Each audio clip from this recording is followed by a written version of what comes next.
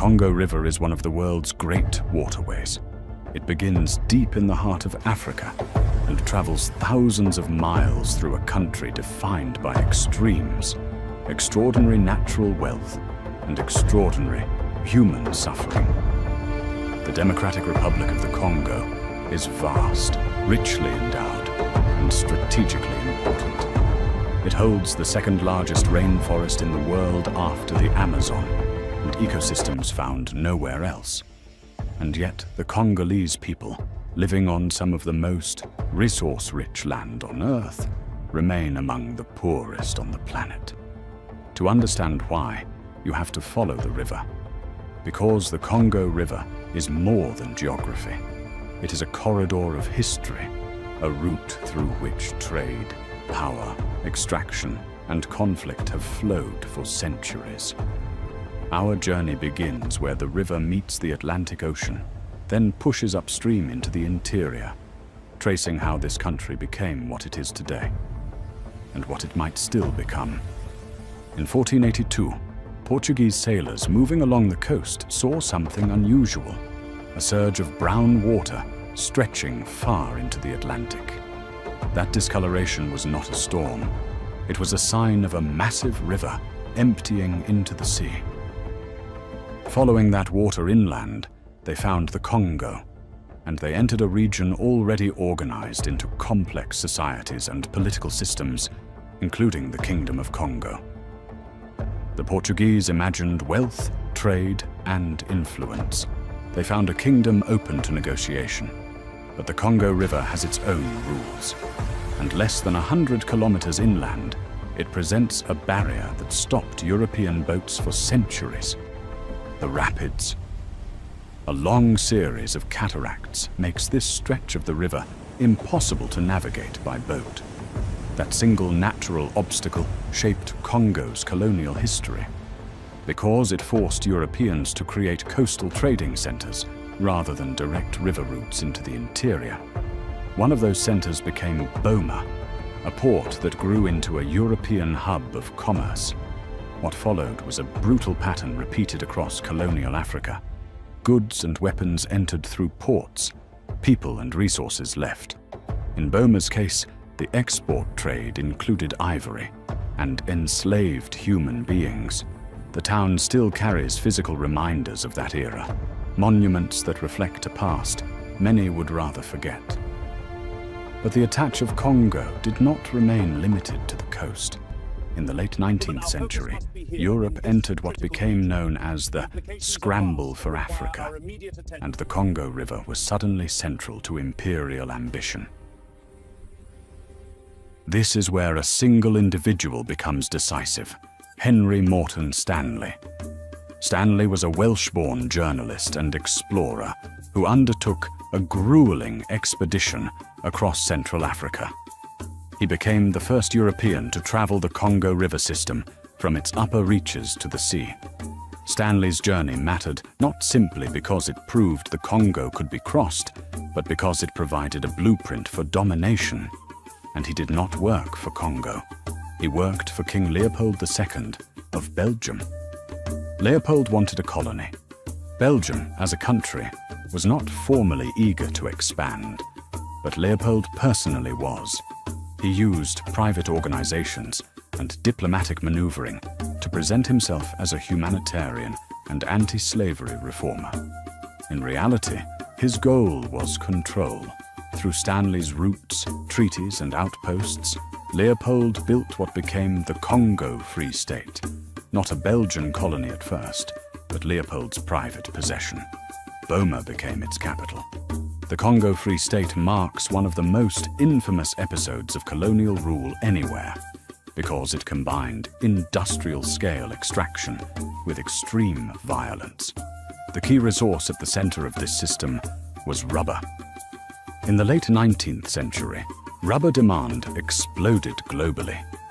First for bicycle tires, then for the rapidly expanding automobile industry.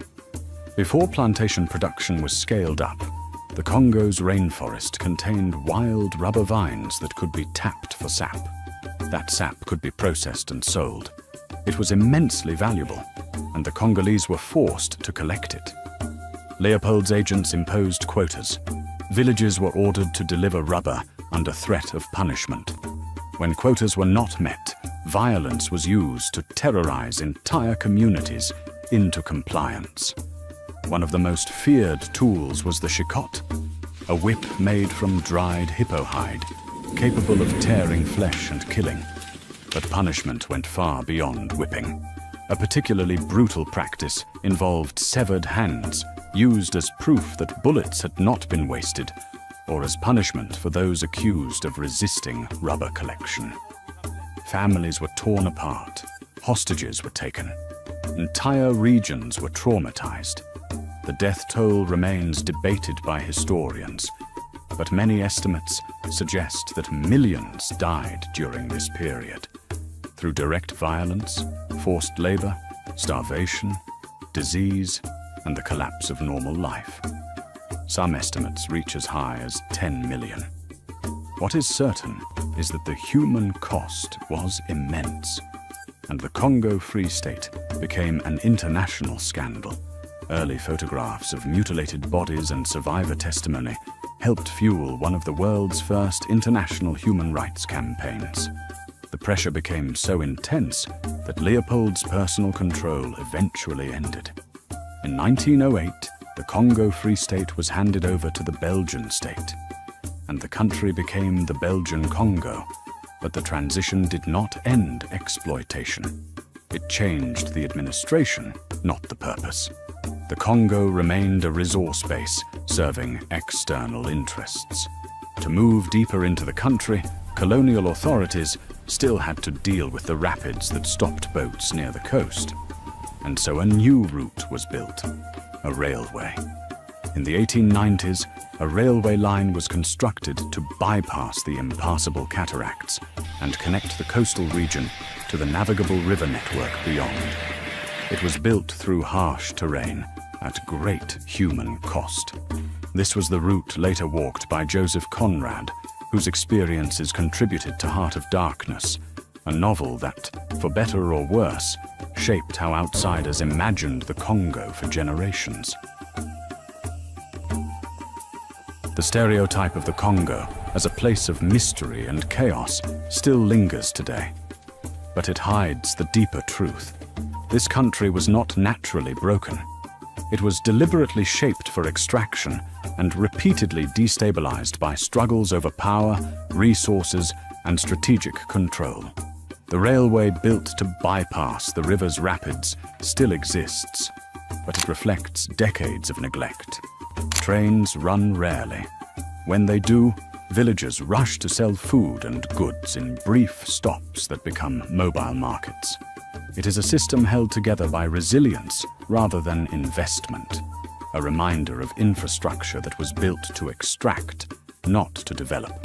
From there, the journey reaches Kinshasa, one of Africa's largest and fastest-growing cities. Loud, crowded, and restless, it is shaped by politics and uncertainty. At the time, delayed elections placed President Joseph Kabila under pressure after years in power. But Kinshasa is also a cultural force. The sappers of La Sape use fashion as identity and resistance, turning elegance into a statement of dignity against hardship. Inland, rural life continues much as it has for generations. Forest communities rely on deep ecological knowledge, yet the legacy of colonial rubber exploitation still shadows these regions. Today, the rainforest plays a global role as a carbon sink, but local pressures drive deforestation for charcoal. Conservation efforts like those at Yangambi show what is possible when environmental protection is paired with economic alternatives. Children grow up learning to read the water, proof that Congolese life has always adapted to the river's force. But the modern crisis is also political. After independence, Cold War dynamics shaped leadership. Patrice Lumumba's attempt at sovereignty ended with his assassination, backed by foreign powers. Mobutu Sese Seko ruled for over 30 years, enriching himself while the country declined. When he fell in 1997, conflict followed rather than stability. The east of the country suffered the most. After the 1994 Rwandan genocide, armed groups crossed borders and regional wars erupted. Millions died. Militias splintered and persisted, feeding off mineral wealth. Civilians were trapped between violence, disease, and displacement. UN peacekeepers remain, but insecurity continues. Beneath it all lies the Congo's paradox. The country is rich in copper, gold, diamonds, uranium, coltan, and cobalt, essential to modern technology and the global energy transition. Congo exports raw wealth, but the benefits rarely stay. Processing happens elsewhere. Poverty remains. As elections approach, citizens demand accountability and credible leadership, often at great personal risk. Activists speak quietly, knowing the cost of being heard. The Congo River tells this entire story of opportunity, exploitation, resilience, and endurance. Its waters could power Africa. Its resources could transform lives. Its people remain its greatest strength. The river keeps moving. The question is whether Congo's future will finally move with it.